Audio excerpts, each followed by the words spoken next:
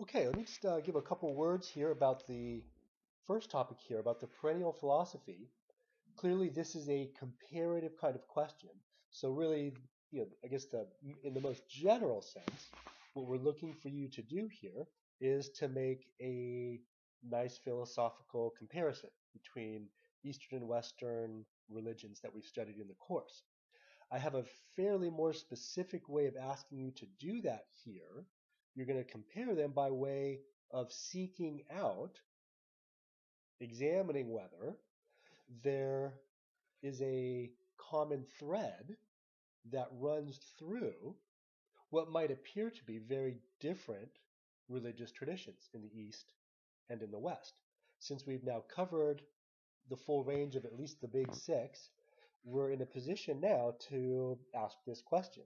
Is there really, at any level, a perennial belief system, credo, ideology, or what I'm here calling philosophy, that we can say the Eastern and Western religions all give some form of endorsement to?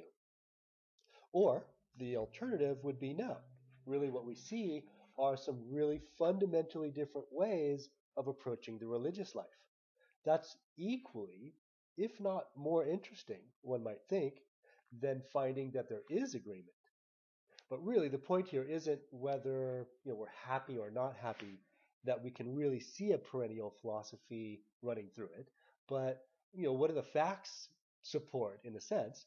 Where the facts here are, of course, what the doctrines of the religions are. Now, that's going to be a complicated matter to determine, but that's really what your project is for this paper. And I'll give a couple additional limitations on that project. But really, that's what this is asking you to do.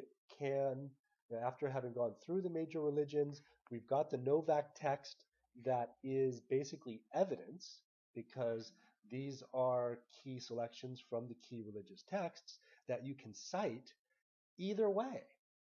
Either to say that there's no fundamental agreement on human nature when you look at, let's say, Buddhism and Taoism and Christianity and Islam. Or you might look at those texts and make an argument. Yes, there is a common view of human nature. The point is that you'll have to appeal to the relevant texts of both Eastern and Western religions, and you'll have to use those portions of text to make an argument. One of two arguments. Yes, there is a perennial philosophy tying these Eastern and Western religions together, and here's the textual evidence that shows it. Boom, and then you refer to the Novak texts.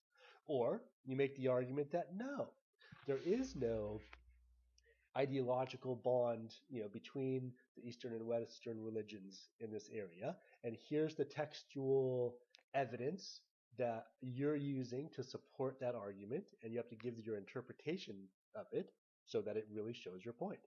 So really, those are two very basic kinds of arguments, and presumably every paper on this topic would be making one or the other of those kinds of arguments. I just kind of set out how you would appeal to the Novak text as evidence that you would use to support the argument either way. But you need to have evidence from the Novak text, and um, I could maybe say something about that, but really you should ask yourself how much and what kind of evidence you need. That's for you to figure out to support your argument.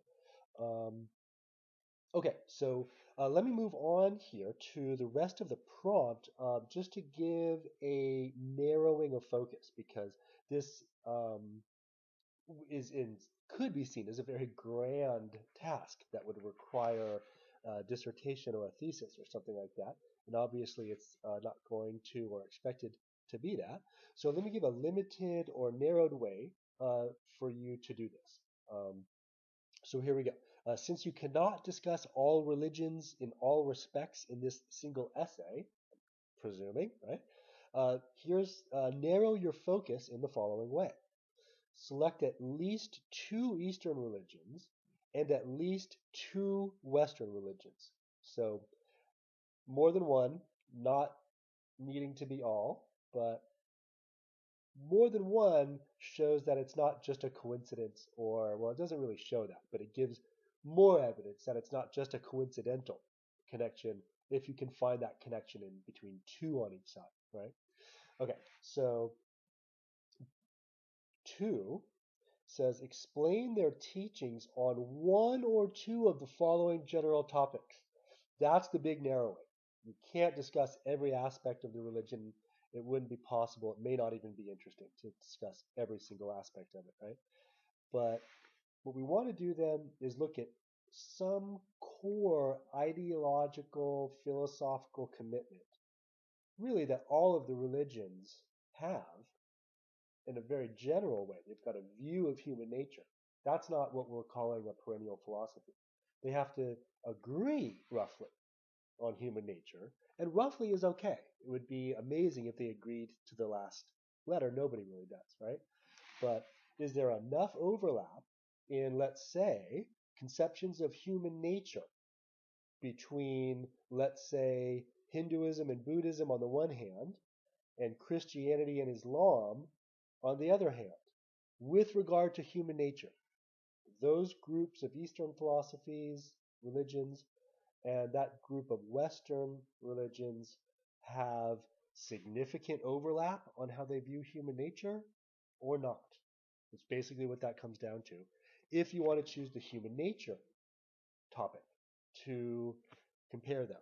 So each of these are basically variables according to which you can make your determination over whether there's enough reason to say there's a perennial philosophy or not, where really this is going to amount to on this one core central topic. And I list a few of these. So that could also be the fundamental problem facing human beings.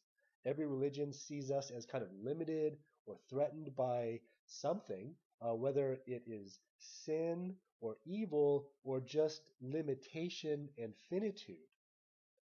There's something that limits us, and we'll call that the problem facing human beings. So you could compare them at that level and how they see the fundamental predicament human beings face. Here we've got the aim or goal of human life, and by this we mean a specifically religious aim or goal. The goal of human life insofar as it is directed towards the religious. So you might think of nirvana and moksha on the one hand, or in Hinduism and Buddhism. So these are conceptions of the ultimate aim of the religious life, and you can compare them on that. So we've got, then also there's going to be specifications of the means to achieve that goal. This is going to be a lot of like ritual and practice and tradition. That could be pretty interesting, and so on and so forth. You can see there. So the final question then, which really you're addressing, are there any religious and philosophical principles that appear to be common ground between the selected religions on the selected topic or topics? I said you might do two. You might do one. I prefer always um, thorough analysis of fewer topics rather than sparse analysis of many topics. Definitely the former. Thorough analysis of fewer topics is definitely the thing that I'm looking for. That doesn't mean that you have to go with one rather than two, but just don't sacrifice thoroughness, I guess is the idea.